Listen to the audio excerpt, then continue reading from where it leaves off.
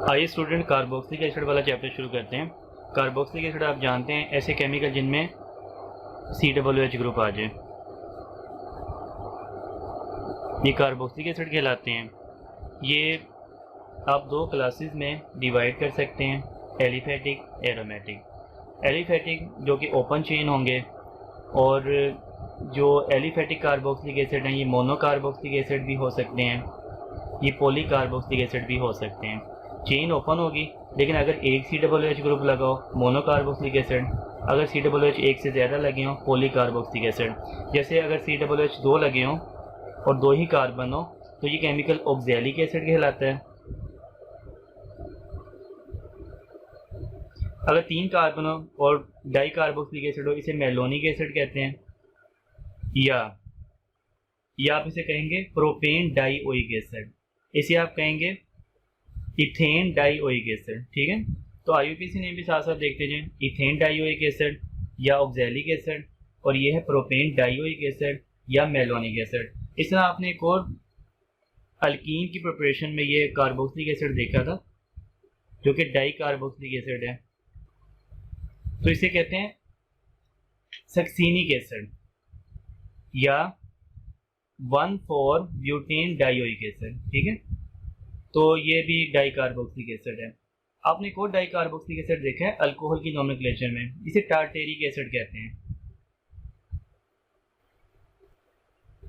तो इसका IUPAC name बनेगा 2,3 डाई हाइड्रोक्सी, क्योंकि अगर आप नंबरिंग यहाँ से करें तो 1 2 3 2 3 पे डाई हाइड्रोक्सी है, ब्यूटेन 1,4 डाइओइक एसिड। ठीक है, तो बिल्कुल इस जैसा है जो हमने सक्सीनिक एसिड पढ़ा था, लेकिन इसमें डाई हाइड्रोक्सी लगा दिया है। तो 2,3 di hydroxy, butane 1,4 dioic acid, ये है butane 1,4 dioic acid.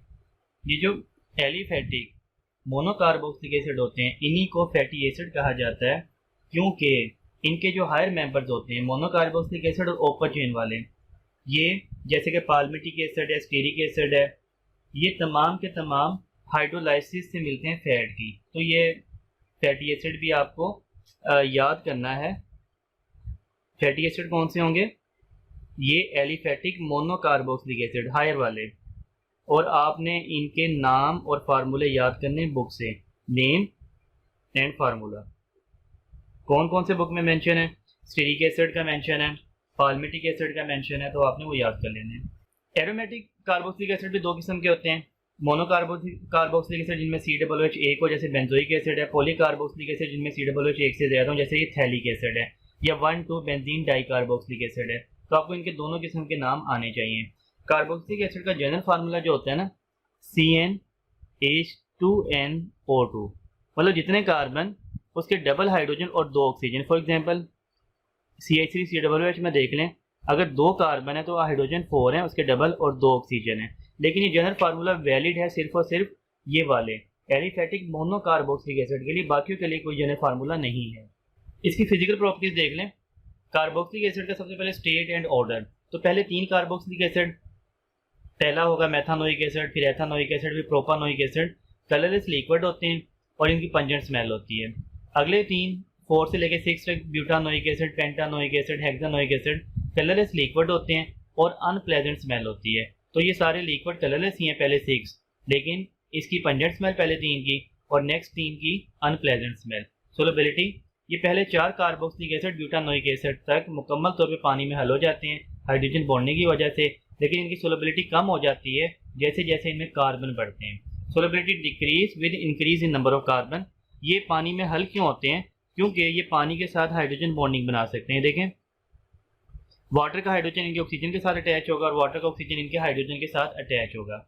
Hydrogen bonding की वजह से ये पानी में सोलबल है, लेकिन फिर हायर कार्बोक्सिलिक एसिड की सोलबिलिटी कम क्यों हो जाती है? क्योंकि उनमें R ग्रुप बढ़ जाता है और R ग्रुप नॉन पोलर होता है। तो जैसे जैसे R ग्रुप बड़ा होगा वैसे वैसे सोलबिलिटी कम होती जाएगी। बॉइलिंग पॉइंट, इनके बॉइलिंग पॉइंट हाई होते हैं due to intermolecular hydrogen bonding, क्योंकि आपस में भी हाइड्रोजन बॉन्डिंग बनाते हैं। इन्हें देखा गया जैसे कि नॉन पोलर सॉल्वेंट बेंजीन में, वाटर में तो पोलर सॉल्वेंट में तो अलग रहते हैं। मैंने कार्बोक्सिलिक एसिड को रेड बनाया, तो देखिए रेड कार्बोक्सिलिक एसिड दूसरे रेड कार्बोक्सिलिक एसिड से सेपरेट है, बीच में वाटर आ गया। वाटर में इस अंदाज में रहेंगे, हर मॉलिक्यूल दूसरे से अलग रहेगा, लेकिन अगर आप इन्हें बेंजीन में हल करेंगे जो कि नॉन पोलर सॉल्वेंट है या इसी किस्म का और कोई सॉल्वेंट जो नॉन पोलर है, तो फिर ये डाइमर की शक्ल में रहते हैं, पेयर की शक्ल में।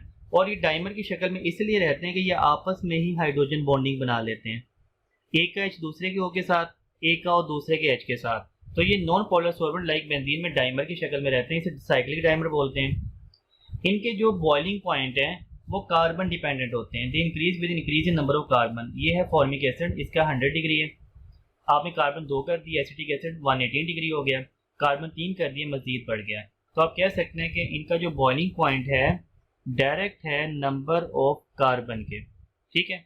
इनका मेल्टिंग पॉइंट बिल्कुल ही इरेगुलर है, किसी का ज़्यादा हो जाता है, किसी का कम हो सकता है। तो अमूमन ये देखा गया है कि जिनमें कार्बन इवन हो, फॉर एग्जांपल ये है 1 2 3 4 4 कार्बन का, इसका मेल्टिंग पॉइंट ज़्यादा होगा अपने नेबर ऑड कार्बन वाले से। नेबर वाले देखने तो देखें 3 कार्बन वाला देखें प्रोपानोइक एसिड, और 5 कार्बन वाला देखें पेंटानोइक एसिड, इसका -6 था। ये वैल्यू ज़्यादा है इससे भी, जिसमें 3 कार्बन है उसका -22 है, कम हो गया, और जिसमें 5 कार्बन है उसका भी कम हो गया, उसका -36। तो इवन वाले का ज़्यादा होता है अपने नेबर ओड वालों से, अमूमन ऐसे होता है। आपने वैल्यूज याद कर लेनी है कि ब्यूटानोइक एसिड का ज़्यादा है प्रोपानोइक एसिड से और पेंटानोइक एसिड से। स्टूडेंट डिस्कस करते हैं रिएक्शन ऑफ कार्बोक्सिलिक एसिड। तो कार्बोक्सिलिक एसिड 3 किस्म के रिएक्शन देते हैं, ड्यू टू एच। एक ऐसे रिएक्शन होंगे जिनमें ये हाइड्रोजन आयन दिया करेंगे, ये एसिडिक रिएक्शन है, और इनमें सॉल्ट बना करेंगे, तो इन्हें सॉल्ट फॉर्मेशन भी कहा जा सकता है, इन्हें रिएक्शन एज एन एसिड भी कहा जा सकता है। कार्बोक्सिलिक एसिड ना बीइंग एसिड, जब ये पानी में हल होते हैं ना तो पानी में इनकी आयोनाइजेशन हो जाती है, ये अपना एच आइन देते हैं, और इनका जो ये नेगेटिव आइन है ये लहदा होगा, एच आइन पानी में दे देंगे, इसलिए एसिड ने पानी में हाइड्रोजन आइन देते हैं। तो वो तमाम रिएक्शन जो एसिड दिया करते हैं, कार्बोक्सिलिक एसिड भी दिया करते हैं विद बेस। जब भी आप किसी बेस के साथ इन्हें मिलाएंगे ये अपना एच आइन देंगे, बेस अपना OH देगा, मिलके वाटर बना देंगे, और ये सॉल्ट बन गया sodium acetate with carbonate and bicarbonate. ये तमाम एसिड में खूबी होती है अगर वो स्ट्रॉन्ग हो, तो कार्बोनेट बाइकार्बोनेट के साथ मिलके कार्बन डाइऑक्साइड गैस बनाया करते हैं। तो ये भी एसिड हैं, ये अपना H देंगे, यहाँ से जो सोडियम है सॉल्ट बनाएंगे यहाँ पे आके, तो 2 सोडियम है तो आपको 2 लेने पड़ेंगे, CH3COONA बन गया। यहाँ से ये H ये CO3 के साथ मिलके H2CO3 बनाता है, लेकिन वो डिकम्पोज हो जाता है, उससे वाटर बनता है और कार्बन डाइऑक्साइड बनती है। यहाँ पे देखें, यहाँ से H रिप्लेस होगा सोडियम से, सोडियम यहाँ पे आ गया, जो H है इस H के साथ मिलके H2CO3 बनाएगा, वो डिकम्पोज हो गया H2O और CO2 बना देगा। विद मेटल, तमाम एसिड अगर वो स्ट्रॉन्ग है तो मेटल के साथ भी मिलते हैं, CH3COOH यहाँ से H देगा और मेटल यहाँ पे आ जाएगी, तो यहाँ भी सॉल्ट बना, और ये जो हाइड्रोजन यहाँ से निकलेंगे H2 की शक्ल में गैस बना देंगे। तो एसिड मेटल के साथ मिलकर हाइड्रोजन गैस बनाया करते हैं, तो कार्बोक्सिलिक एसिड भी ये काम करते हैं। आप देखें इन तमाम रिएक्शन में सॉल्ट लाजमी बना, इसीलिए आप इन रिएक्शन को कह सकते हैं सॉल्ट फॉर्मेशन। दूसरी किस्म का रिएक्शन है ड्यू टू OH, जिसमें कार्बोक्सिलिक एसिड का OH रिप्लेस हुआ करेगा। ये डिटेल्ड रिएक्शन है, इसमें एसिड हेलाइड वाला रिएक्शन हम डिस्कस करेंगे, एस्टर फॉर्मेशन है, एमाइड फॉर्मेशन है, एनहाइड्राइड फॉर्मेशन है, तो इन्हें बाद में डिस्कस करते हैं। अब हमारे पास तीसरा केस है ड्यू टू COOH। 2 ऐसे रिएक्शन हैं जिनमें COOH मुकम्मल तौर पर रिएक्शन में हिस्सा लेगा, यहाँ पे H हिस्सा ले रहा था, यहाँ पे OH, यहाँ पे C डबल बॉन्ड और OH मुकम्मल तौर पर हिस्सा लेगा। एक पार्शियल रिडक्शन का रिएक्शन है, एक कंप्लीट रिडक्शन का रिएक्शन है। पार्शियल रिडक्शन में आप ना कार्बोक्सिलिक एसिड में लिथियम एल्यूमिनियम हाइड्राइड ऐड करते हैं, जो कि स्ट्रॉन्ग रिड्यूसिंग एजेंट है।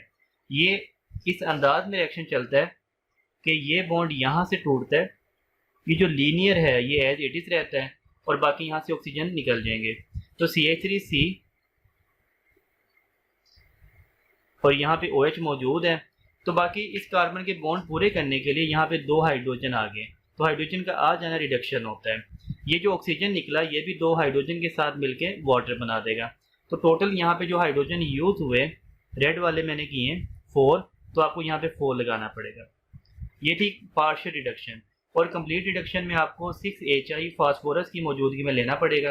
अब क्या होगा, अब ये चेन कार्बन की ऐसे ब्रेक होगी, तो CH3 और ब्लैक वाला कार्बन C, इस कार्बन की वैलेंसी पूरी करने के लिए आपने हाइड्रोजन लगाना है, क्योंकि रिडक्शन का रिएक्शन हाइड्रोजन आएंगे। ये बन गया जी इथेन। यहाँ पे अल्कोहल बनते हैं, यहाँ पे अल्केन बनते हैं। बाकी देखें जितने भी ऑक्सीजन हैं 2 ऑक्सीजन बचे, आप उससे वाटर बनाइए 2H2O, और जितने भी ये आई हैं इससे आप आयोडीन को सेपरेट कर दें 3I2। आयोडीन तो सेपरेट हो गया, आपके ऑक्सीजन भी बैलेंस हो गए, 2 ऑक्सीजन थे, यहाँ भी 2 ऑक्सीजन, हाइड्रोजन भी बैलेंस हो गए, 2 2 4 एंड 3 3 6 10 है टोटल। यहाँ पे हाइड्रोजन देखें 3 एंड 1 4 एंड 6 10, बैलेंस इक्वेशन होगी। तो ये बहुत अहम चीज़ है कि अगर आपने कभी भी कार्बोक्सिलिक एसिड से अल्कोहल बनाना हो आपने इस कंडीशन पे बनाना है, अगर आपने कभी भी कार्बोक्सिलिक एसिड से अल्कीन बनानी है तो आपने इस कंडीशन पे बनानी है। स्टूडेंट हमें डिटेल में देखेंगे रिएक्शन BO2OH ग्रुप। तो कार्बोक्सिलिक एसिड के वो रिएक्शन जिसमें OH इन्वॉल्व होता है, पहले तो हम देखेंगे रिएक्शन किस किस्म के होंगे। तो कार्बोक्सिलिक एसिड में जो कार्बन है ना ये एल्डिहाइड कीटोन की तरह पार्शियल पॉजिटिव चार्ज रखता है, क्योंकि इस कार्बन के साथ ऑक्सीजन है, ऑक्सीजन इलेक्ट्रॉन खींच लेता है, लिहाजा कोई भी न्यूक्लियोफाइल जिसे पॉजिटिव चार्ज की तलाश है वो इस कार्बन पर अटैक कर सकता है। और जब न्यूक्लियोफाइल इस कार्बन पर अटैक करेगा तो यहाँ से OH को निकल के जाना पड़ेगा, न्यूक्लियोफाइल आके लग गया, OH निकल गया, तो ये कौन से रिएक्शन हो गए? ये रिएक्शन हो गए न्यूक्लियोफिलिक सब्स्टिट्यूशन रिएक्शन। तो कार्बोनाइल कंपाउंड इस OH ग्रुप की वजह से न्यूक्लियोफिलिक सब्स्टिट्यूशन रिएक्शन देते हैं। अगर ये जो आने वाला न्यूक्लियोफाइल है ये हो OR तो फिर ये एस्टर बन जाएगा, ये एस्टर फॉर्मेशन का रिएक्शन होगा।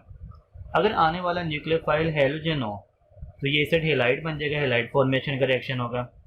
अगर आने वाला ग्रुप NH2 आ जाए, ये न्यूक्लियोफाइल की जगह NH2 आ जाए तो ये एसिड इमाइड बन जाएगा, ये इमाइड फॉर्मेशन का रिएक्शन है।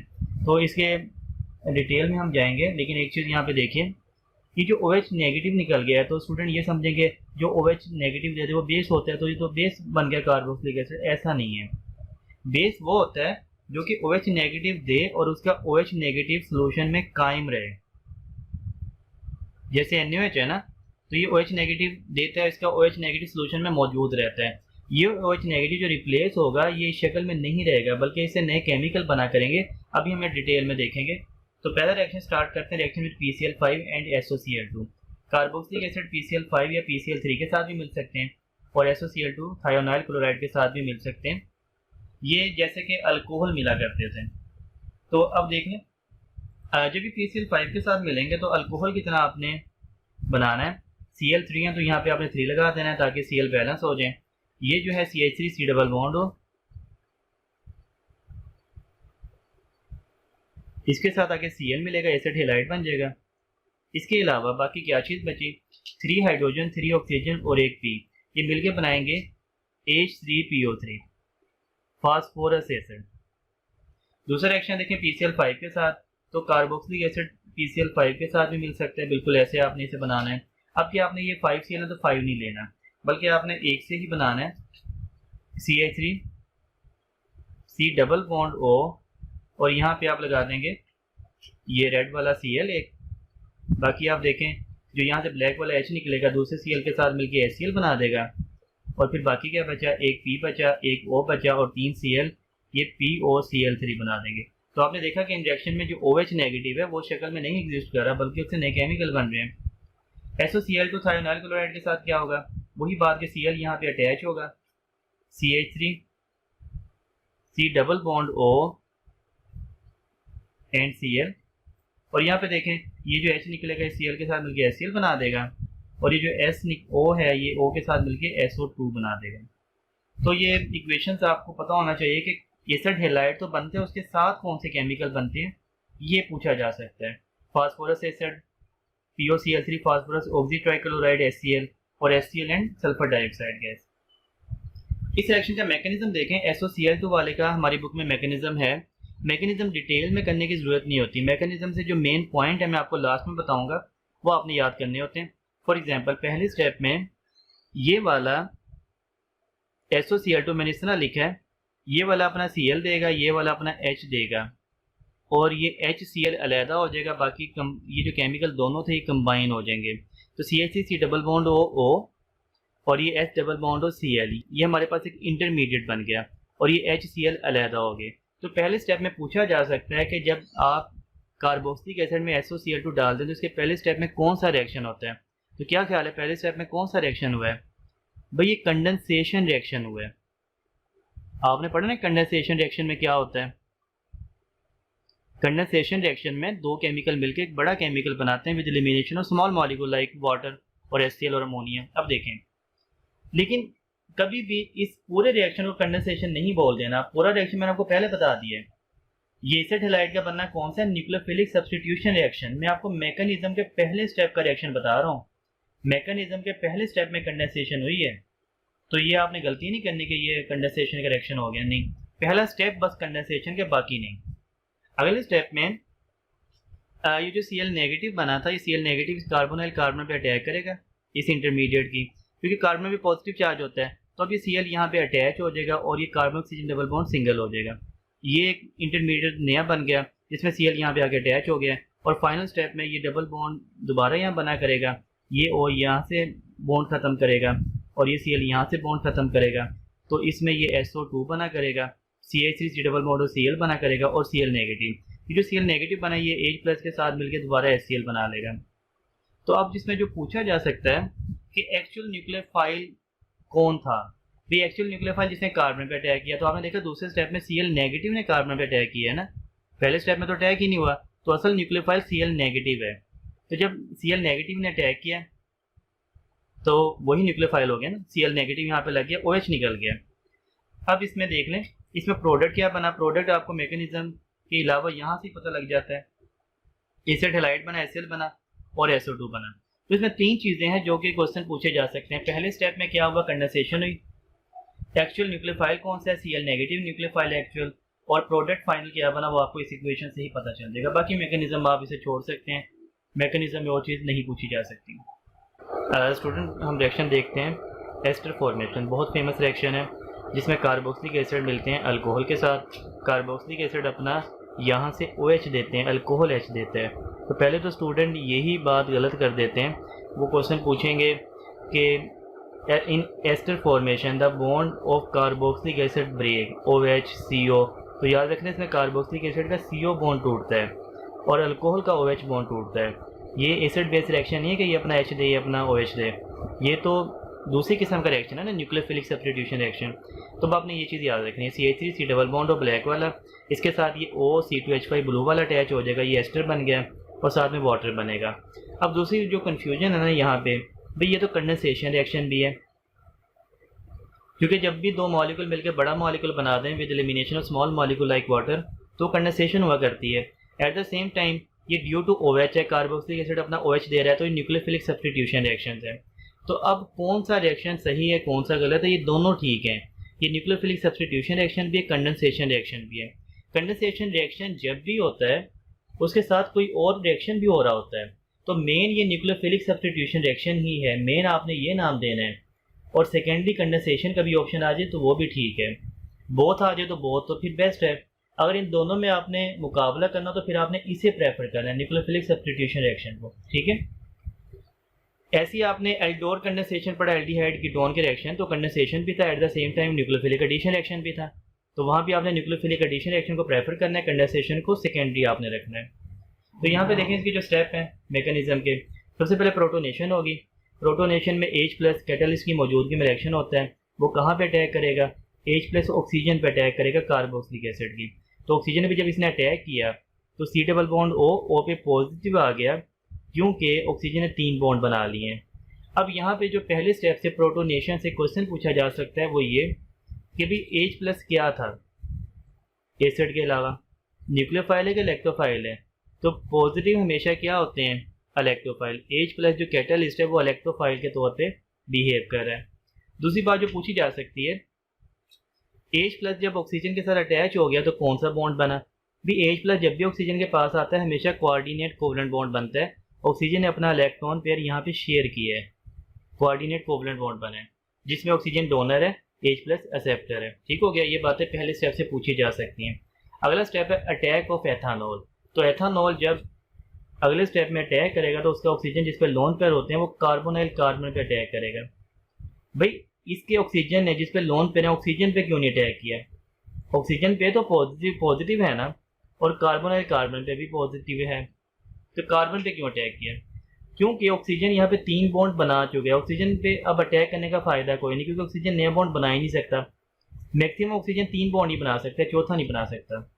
तो कार्बन पे अटैक करने का फ़ायदा है, क्योंकि कार्बन पे जब भी अटैक होगा ये जो डबल बॉन्ड है आगे शिफ्ट हो सकता है, तो कार्बन एक बॉन्ड बना सकता है ये बॉन्ड सिंगल करके। तो ऐसा कर लेगा कार्बन, ये वाला C2H5 कार्बन के साथ अटैच हो गया थ्रू ऑक्सीजन, एक साइड पे H है, एक साइड पे C2H5 है। अब यहाँ पे जो बात पूछी जा सकती है कि C2H5 जिसने अटैक किया सेकंड स्टेप में, ये क्या है, इलेक्ट्रोफाइल या न्यूक्लियोफाइल? तो भी सेकंड स्टेप में C2H5 कार्बन पे अटैक कर है जो पॉजिटिव है, लिहाजा ये न्यूक्लियोफाइल है। यहाँ भी जब इसने कार्बन पे अटैक किया तो इसने लोन पेयर के जरिए बॉन्ड बनाया जो कि कोऑर्डिनेट कोवेलेंट बॉन्ड है। तो पहले दोनों स्टेप में कोऑर्डिनेट कोवेलेंट बॉन्ड बने हैं। H+ साइन ट्रांसफर, तीसरा स्टेप है H+ साइन ट्रांसफर होगा। तो भाई H+ साइन कहाँ से कहाँ पे जाएगा, यहाँ से यहाँ पे आ जाएगा। तो जब यहाँ से वो टूटा तो ये C2H5 रह गया, यहाँ पे जब वो आया OH2+ हो गया। तो भी किसी भी रिएक्शन के अंदर सेम केमिकल में से H+ का दूसरी जगह पे जाना क्या कहलाता है, टॉटोमेरिज्म। तो H+ साइन ट्रांसफर असल में क्या है, टॉटोमेरिज्म का स्टेप है। तो बॉन्ड कौन सा टूटा, OH के दरमियान, बॉन्ड कौन सा बना, OH के दरमियान, OH bond break and form. तो भाई क्यों ऐसा हुआ, यहाँ से OH का बॉन्ड टूटा, यहाँ OH का बॉन्ड क्यों बना, क्योंकि ये OH2+ बन गया जो कि गुड लीविंग ग्रुप है। अगले स्टेप में एलिमिनेशन होनी है, तो OH2 गुड लीविंग ग्रुप है, इसीलिए टॉटोमेरिज्म का रिएक्शन हुआ to form good leaving group water, ताकि OH2 या H2O बन जाए जो कि गुड लीविंग ग्रुप है। और आखिरी step elimination of water and H+। ये जो कॉम्प्लेक्स बन चुका है इसमें से अब ये वाला हाइड्रोजन निकलेगा यहाँ पे इलेक्ट्रॉन देके, ये हाइड्रोजन कैटलिस्ट है जो आपने शुरू में यूज़ किया था, रीजनरेट हो गया, और ये वाला वाटर निकलेगा यहाँ से, तो ये वाटर भी निकल गया और ये प्रोडक्ट एस्टर बन जाएगा जो आपने यहाँ पे बनाया हुआ है। तो ये फाइनल स्टेप था एलिमिनेशन का, जिसमें वाटर और H+ एलिमिनेट हुए और ये एस्टर बन गया। ठीक है स्टूडेंट, चूँकि हमने अभी एस्टर फॉर्मेशन पढ़ी है तो एस्टर को नेम कैसे दिए जाते हैं, इनका IUPAC नोमेनक्लेचर का मेथड क्या है और कॉमन नेम इनके क्या होते हैं।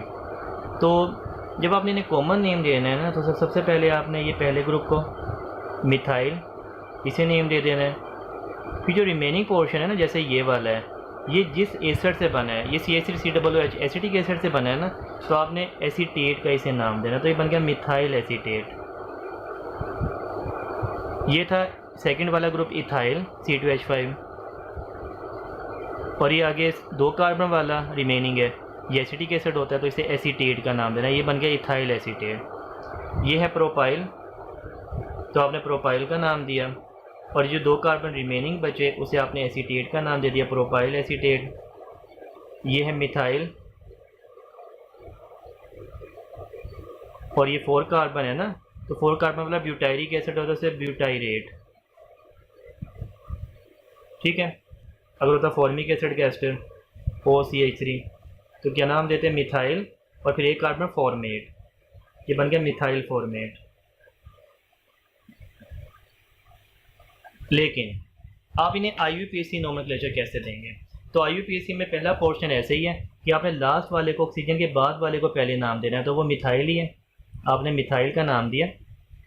अब देखें ऑक्सीजन से पहले वाले में जितने कार्बन है आपने उतने कार्बन इसे काउंट करके इथेन का नाम देना है, अल्केन का। ठीक है, मिथाइल इथेन, आपने अल्केन लिखा, 2 कार्बन थे, फिर आपने एंडिंग ई हटा के O8 लगा देना है, O8, तो ये बन गया मिथाइल एथानोएट। यहाँ पे देखें लास्ट वाले को पहले नाम दिया इथाइल, फिर आपने क्या किया, ये 2 कार्बन है, 2 कार्बन वाला क्या होता है, इथेन, एंडिंग ई हटाना है और क्या लगा देना है, O8, ये बन गया इथाइल एथानोएट। यहाँ पे देखें आपने 3 कार्बन वाले को पहले नाम दिया प्रोपाइल, और ये 2 कार्बन बचे इथेन से एथानोएट। यहाँ पे देखें एंड वाले को पहले नाम दिया मिथाइल, फिर ये कितने कार्बन बचे, 4 वाला क्या होता है, ब्यूटेन, तो ब्यूटेन लिखा, एंडिंग ई नहीं लिखना, उसकी जगह क्या लिखना है, O8, तो ये बन गया मिथाइल ब्यूटानोएट। यहाँ पे देखें आपने लिखा मिथाइल, फिर आपने कार्बन काउंट किया, ऑक्सीजन से पहले वाले 1 कार्बन है, 1 कार्बन वाला क्या होता है, मीथेन, मीथेन का एंडिंग ई हटाया, O8 लगा दिया, मिथाइल मेथानोएट। ठीक है, तो मैंने आपको कॉमन नोमेनक्लेचर भी बता दी, IUPAC नोमेनक्लेचर भी बता दी। इसके अलावा कुछ आपकी बुक में ना एस्टर यूज़ हुए हैं जिनके फ्लेवर आपने याद करने। ये एस्टर ना फ्लेवर के तौर पे यूज़ होते हैं।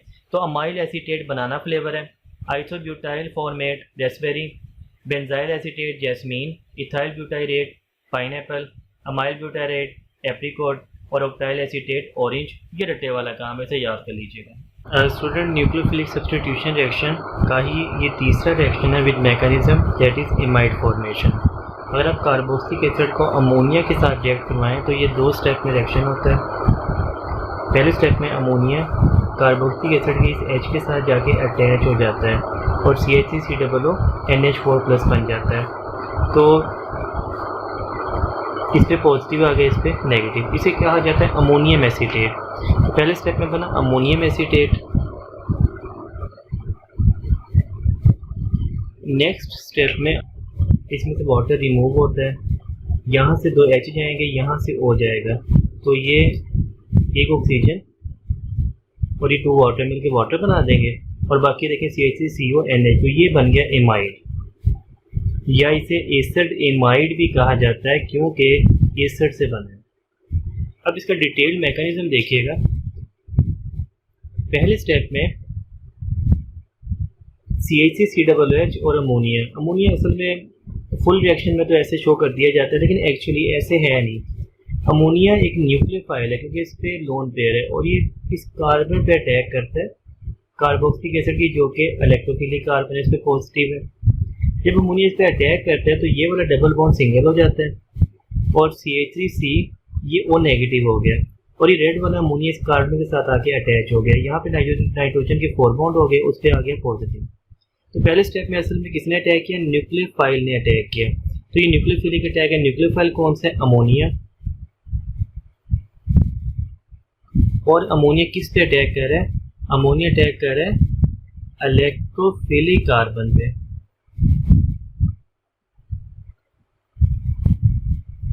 ये जो कार्बोक्सिलिक ग्रुप की इलेक्ट्रोफिलिक कार्बन है, इस पे अटैक कर रहा है। अगले स्टेप में ये जो अमोनिया ने अटैक किया तो यहाँ पे बॉन्ड बना लिया था, इसका एक हाइड्रोजन 3 में से यहाँ पे ट्रांसफर हो जाएगा। तो एक ही केमिकल के अंदर जो हाइड्रोजन आयन की ट्रांसफर होती है टॉटोमेरिज्म होता है। तो अब ये दूसरा स्टेप है टॉटोमेरिज्म का। पहला स्टेप क्या था? Attack of nucleophile. Second step क्या है? टॉटोमेरिज्म का स्टेप है। ये वाला H यहाँ से यहाँ पे आ जाएगा, तो यहाँ पे NH2 रह गया और यहाँ पे ये OH2+ हो गया। तो ये इस पे पॉजिटिव चार्ज आ गया ऑक्सीजन पे क्योंकि अब इसके 3 बॉन्ड बन चुके हैं। तीसरे स्टेप में ये वाला नेगेटिव दोबारा यहाँ पे आके बॉन्ड बनाएगा और ये वाटर यहाँ से रिमूव हो जाएगा। वाटर जो है वो यहाँ से अलग हो गया और CH3C बॉन्ड और NH2, ये एमाइड फॉर्मेशन होगी, एमाइड बन गया। स्टूडेंट ये इस किस्म का चौथा रिएक्शन है formation of acid anhydride.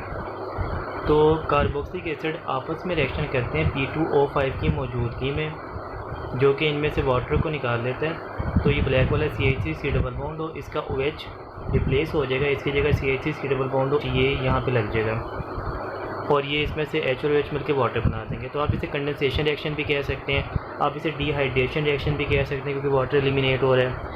P2O5 एक डिहाइड्रेटिंग एजेंट है, उसकी मौजूदगी में रिएक्शन हुआ करेगा। और वैसे ये न्यूक्लियोफिलिक सब्स्टिट्यूशन रिएक्शन तो है ही क्योंकि OH की जगह ये न्यूक्लियोफाइल आके यहाँ पे अटैच हो जाएगा। तो ये जो केमिकल बना है प्रोडक्ट, इसे एसिडिक एनहाइड्राइड या एसिड एनहाइड्राइड कहा जाता है। Anhydride means without water. तो अब तमाम रिएक्शन करने के बाद मैं आपको इसकी समरी बता रहा हूँ। हमने न्यूक्लियोफिलिक सब्स्टिट्यूशन रिएक्शन जो पढ़े हैं, इसमें कार्बोक्सिलिक एसिड का OH रिप्लेस हुआ है हेलोजन से। ये एसिड हेलाइड फॉर्मेशन था, RC बॉन्ड हो और यहाँ पे X अटैच हो गया। हमने दूसरा रिएक्शन पढ़ा जिसमें OH रिप्लेस हो गया OR से, ये एस्टर फॉर्मेशन था। और तीसरा रिएक्शन हमने पढ़ा जिसमें OH रिप्लेस हो गया NH2 से, ये एमाइड फॉर्मेशन था। और चौथा रिएक्शन अभी हमने ऊपर पढ़ा जिसमें OH रिप्लेस हो गया OC बॉन्ड OR से, और ये आपके सामने है OC बॉन्ड OR, ये था एनहाइड्राइड फॉर्मेशन। तो ये 4 किस्म के रिएक्शन है जिसमें कार्बोक्सिलिक एसिड का OH जाता है और उसकी जगह दूसरे न्यूक्लियोफाइल आके अटैच होते हैं। स्टूडेंट देखें, हम ये क्वेश्चन करते हैं, predict the reagent of reaction from given information, हमारे पास इंफॉर्मेशन है, हम देखेंगे कि किस रिएक्शन के लिए क्या रिएजेंट है। When CO2 is evolve from carboxylic acid, जब आप कार्बोक्सिलिक एसिड से CO2 गैस बनाते हैं, इसका मतलब है आपने इसका रिएक्शन करवाया किसके साथ, कार्बोनेट के साथ और बाइकार्बोनेट के साथ, क्योंकि इसके साथ रिएक्शन से ही एसिड CO2 इवोल्व करते हैं। व्हेन अल्कोहल इज़ फॉर्म, तो कार्बोक्सिलिक एसिड से आप अल्कोहल कैसे बना सकते हैं, ये आपने पढ़ा था reaction due to COOH group, और उसमें एक थी पार्शियल रिडक्शन, एक थी कंप्लीट रिडक्शन। तो इसमें आपने कंडीशन कौन सी यूज़ की थी, LiAlH4, लिथियम एल्यूमिनियम हाइड्राइड की मौजूदगी में ये अल्कोहल बना करेंगे। Carboxylic acid is converted to alkanes, और कंप्लीट रिडक्शन थी, COOH ग्रुप की वजह से रिएक्शन होगा और अल्केन बने थे 6HI और फास्फोरस की मौजूदगी में।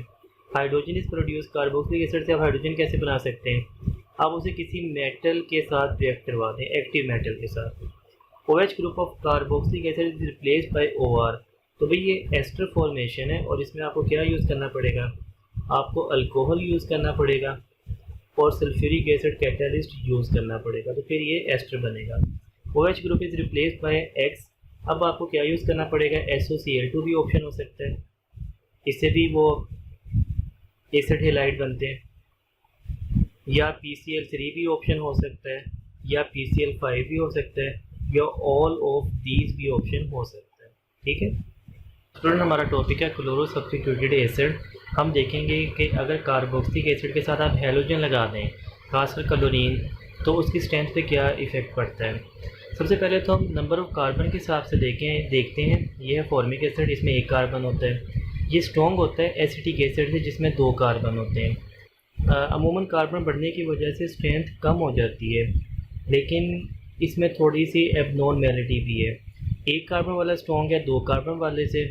इसके बाद जो ये 4 कार्बन वाला है, ये ज़्यादा स्ट्रॉन्ग है 3 कार्बन वाले से।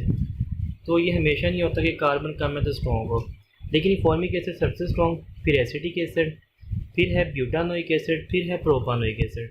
तो आपने पहले 4 कार्बोक्सिलिक एसिड की स्ट्रेंथ याद कर लेनी है कि ये सबसे स्ट्रॉन्ग, फिर एसिटिक एसिड, फिर ब्यूटानोइक एसिड, फिर प्रोपानोइक एसिड। अब देखिए क्लोरो सब्स्टिट्यूटेड एसिड, एक बात तो याद रखिएगा, halogens increase the strength of acid.